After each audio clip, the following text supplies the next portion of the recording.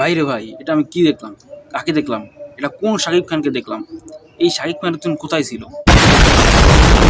যারা এতদিন পুরনো খারাপ বাংলা সিনেমা দেখে কোমায় চলে গিয়েছিল, তাদের এই তুফান টাইটেল ট্র্যাকটা একবার দেখান, আমি গ্যারান্টি দিয়ে বলছি তারা কোনোদিন কোমা থেকে ঘুরবে না। लगा मेरा मजाक।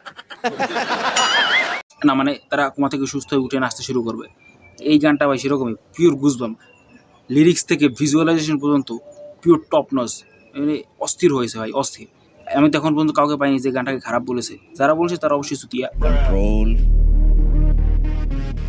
कंट्रोल প্রতিবারের মতো এবার এক কথাই বলবো, শাকিব খানকে কি দেখতে লাগছে। মানে লোকটা দিন দিন বয়স কমছে।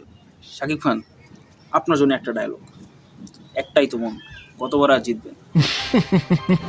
এখনো সেই গানের কিছু বিশেষ মুহূর্তগুলো কথায় প্রথমে আমরা দেখি একটি ভিন্টেজ গাড়ি করে শাকিব খান আসছে, দুপাশে তার লোকজন দাঁড়িয়ে সবাই তাকে এরকম সালাম দিচ্ছে।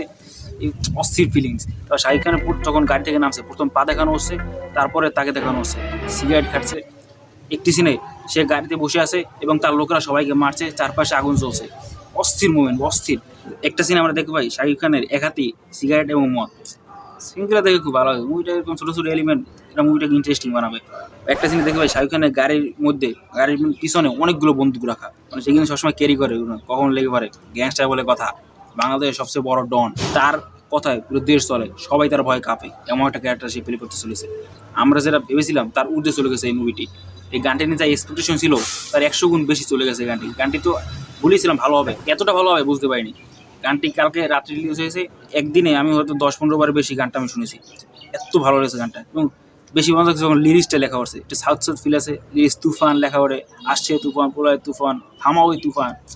অসাধারণ, অসাধারণ। যে গেয়েছে গানটা সে খুবই অসাধারণভাবে গিয়েছে, বিস্ফোরক যাকে বলে।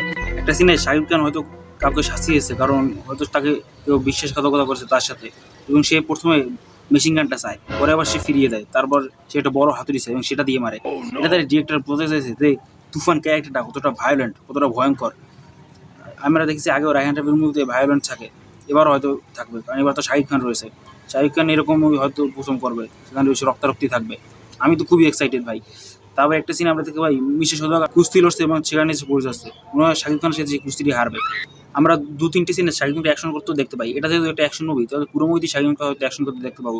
বাট শাকিব খান এখানে বেশি অ্যাকশন করবে তার লোকদের গিয়ে, সে তো সে বসে বসে সোয়াগ দেখাবে, অ্যাটিটিউড দেখাবে। শাকিব খান একটা অরা সৃষ্টি করে না যখন সেই স্ক্রিনে আসে, আনম্যাচেবল, আনম্যাচেবল। বাংলাদেশ এটা কেউ করতে পারে না, কলকাতাকে কম্পিটিশন দিয়ে দেবে।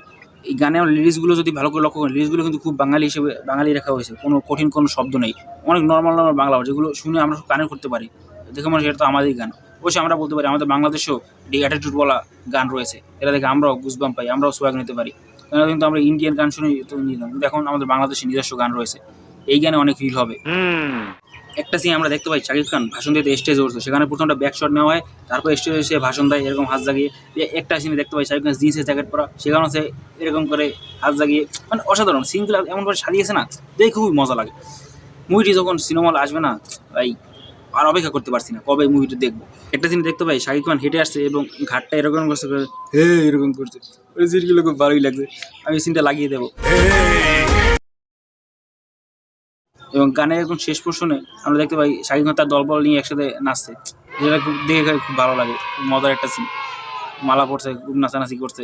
এখানে রিয়েল এবং এবং শেষে আমরা একটা পোস্টার দেখতে পাই, যেখানে এক পাশে শাকিব খান, এক পাশে চঞ্চল চৌধুরী, এবং মাঝখানে লেখা ঈদুল আজহা রিলিজ পাবে এবং ইন্টারন্যাশনাল রিলিজ পাবে 28 জুন।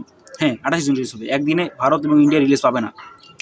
এটা একটা বড় চমক এবং আমি এটা থেকে খুবই খুশি হয়েছি। মুভিটি এখনও মেন ফিলিংটা আমরা কিন্তু দেখতে পাইনি।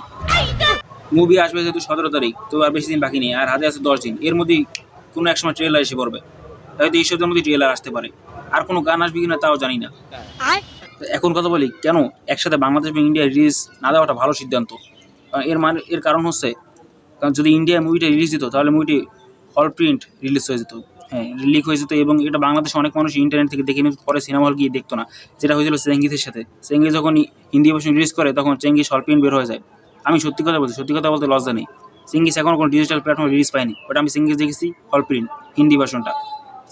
তুফান সাথে এরকম হওয়ার চান্স ছিল, তাই তুফানের মেকার্সরা বুদ্ধিমান, তারা আগে বুঝে গিয়েছিল যে এরকম কিছু হবে, তাই আগে বাংলাদেশ রিলিজ দেবে। বাংলাদেশ যখন মুভিটা 15-16 দিনে কামিয়ে নেবে টাকা, তারপর ইন্ডিয়া রিলিজ দেবে, কারণ ইন্ডিয়া 27 তারিখ কালকে মুভির মুক্তি হবে এবং 28 তারিখ এই মুভিটা মুক্তি দেবে তুফান।